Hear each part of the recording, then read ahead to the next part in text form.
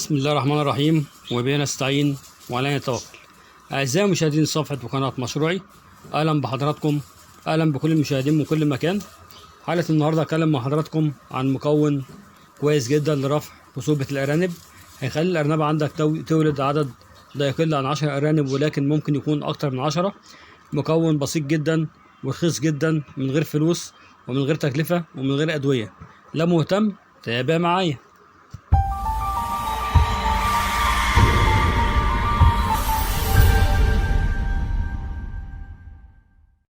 ورجعت بعد الفاصل عشان اكلم مع حضراتكم ازاي نزود عدد الخلفة الأرنبة بدون مشاكل وبدون تكلفة وبدون أدوية. زي ما حضراتكم دي أرنبة عندي والدة، لسه والدة النهاردة. هقدم مع حضراتكم عدد الأرانب وشوفوا الأرنبة دي والدة كده كام. كده دي 2 اهون، 3، ادي 4، ادي 5، 6، 7، 8، 9، 10، 11، 12، 13، 14، 15، 16، 17.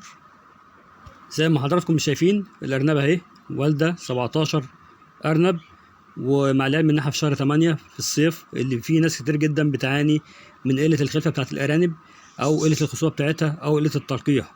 فأنا النهاردة هتكلم معاكم إزاي توصل للمرحلة دي وتوصل للعدد ده بكل سهولة وبدون أدوية وبدون أي حاجة. الفيديو ده طبعا هيكون مهم جدا لأي حد عنده الأرانب بتولد أعداد بسيطة ومش عارف إزاي يخليها توصل للمرحلة دي. هتكلم معاكم إزاي ترفع خصوبة الأمهات والذكور قبل التلقيح، وأقول لكم طبعا إزاي بنستخدمه بالظبط عشان نزود عدد الخلفات للشكل ده ونرفع بيه خصوبة الأرانب. بس يا ريت تكملوا معايا الفيديو للآخر عشان الفيديو فعلا مهم، وعايز اللي يتفرج معايا يكمل الفيديو للآخر ويركز معايا كويس جدا. لو عندك في المزرعة عدد ذكور الأرانب قليلة، بالنسبة لعدد الإناث بيكون طبعا التركيز على الذكور. ولو عندك أمهات في المزرعة من فترة كل ما بتولد 4 أو 5، ما بتزيدش عن كده. عن العدد ده هقول لك تعمل إيه. اللي هتكلم معاكم عليه النهاردة مكون خيالي ممتاز جدا بيرفع خصوبة الأمهات والذكور، حتى لو كان مستوى الذكورة عندك في التلقيح أقل أو الأرنبة عندك ما بترفعش للذكر. وبرضه مفيد جدا لو عندك ذكر لقح الأرنبة مرة والمرة التانية مش عايز يتحرك من مكانه ورفض التلقيح. المكون ده وهو يا جماعة الزنجبيل. أنا هتكلم معاكم النهاردة عن كيفية الاستخدام الأمثل، وإزاي تقدر إنك تستخدمه للأرانب بدون أي مشاكل، والجرعة قد إيه بالظبط. طبعا الاستخدام الأمثل للزنجبيل وهو قبل ما تعرض الأرنبة على الذكر ب4 أو 5 أيام بتبدأ تنزل الزنجبيل في المية، وده طبعا بعد ما بتغليه كويس جدا وبتبدأ تصفيه وبتسيبه يبرد، وبتبدأ تاخد منه 2 سنتي وتضيفهم على 1 لتر مية، وكل مدة 6 ساعات بس، من 6 ساعات إلى 8 ساعات. بعد 8 ساعات بتبدأ لو فاضل مية زيادة بتبدأ إنك تغيرها، عشان طبعا ما ينفعش تقعد أكتر من كده لأن بيكون غلط. وفي نفس الوقت بتحط برضو للذكر الأرنب من 4 أيام إلى 5 أيام نفس الجرعة اللي بتديها الأرنبة، لأنه بيزيد طبعا من الحيوانات المنوية عند الذكور. بعد كده ب4 أيام بتبدأ في تلقيح الأرانب، طبعا في فترة المغرب أو فترة الظهر، وده طبعا بيكون التلقيح في الشتاء، وبيكون في المساء أو في وقت متأخر زي الفجر مثلا، ده بيكون في تلقيح في فصل الصيف، وطبعا كلكم عارفين الكلام ده. وبيفضل وضع المية بالزنجبيل للأرانب فقط اللي هتتلقح، مش لكل الأرانب، لأن الزنجبيل غلط جدا على الأرانب في النص الأخير من الحمل، ولكنه مفيد جدا جدا للأرانب في جميع الأعمار، ولكن يفضل إنه يستعمل لباقي الأرانب كل 15 يوم. بتحطه 3 أيام أو 4 أيام. لو حافظت على استخدامه هتلاقي نتيجة كويسة جدا، ومزرعتك هتكبر وعدد الخلفة عندك هيزيد.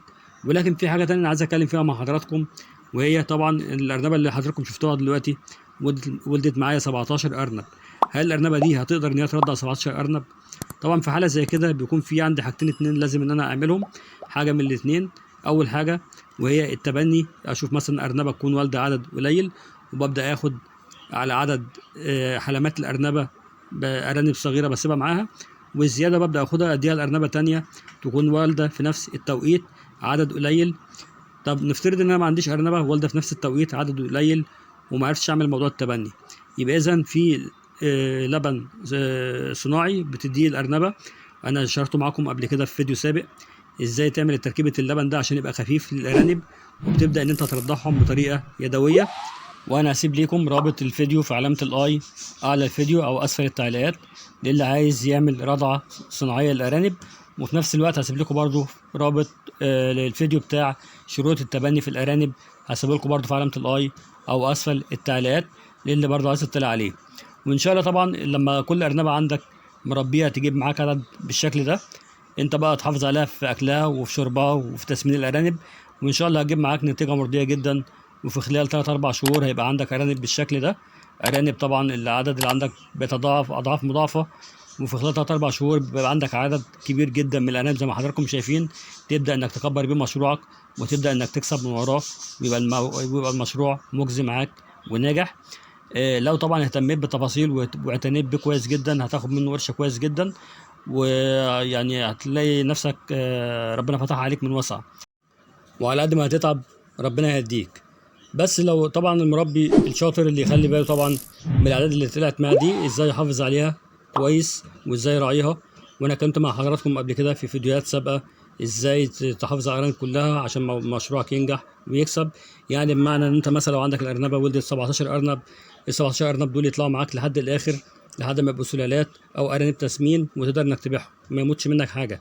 ده طبعا من خلال شغلك النظيف، النظافه المستمره، العلف الكويس في اوقات معينه كويسه. في بعض طبعا الفيديوهات انا اتكلمت فيها مع حضراتكم قبل كده عن طريقه تسمين الارانب بحيث ان ما يكلفكش علف كتير، زي مثلا الفيديو اللي اتكلمت فيه مع حضراتكم عن استخدام العسل والحلبة للأرانب. دي كلها حاجات بتعمل معاك على تسمين الأرانب في وقت قصير جدا، وبالتالي مش هتصرف عليك كتير. وهسيب لكم طبعا روابط الفيديوهات دي في علامة الاي اعلى الفيديو او في اسفل التعليقات. وطبعا الفيديوهات دي هتشوفها هتستفاد منها كتير جدا عشان دورة الأرانب معاك تبقى دورة بسيطة، وفي نفس الوقت العائد بتاعها يكون كويس معاك، وتحافظ على الأرانب اللي هتتولد كلها عشان تبقى بالشكل اللي حضراتكم شايفينه ده معاكم بالظبط. وفي النهاية يا جماعة أتمنى التوفيق للجميع، وأتمنى لو الفيديو قد حاز إعجابكم يا ريت تشيروه عشان يوصل لأكبر عدد ممكن والكل يستفيد. والسلام عليكم ورحمة الله وبركاته، مع تمنيات للجميع بالنجاح والتوفيق.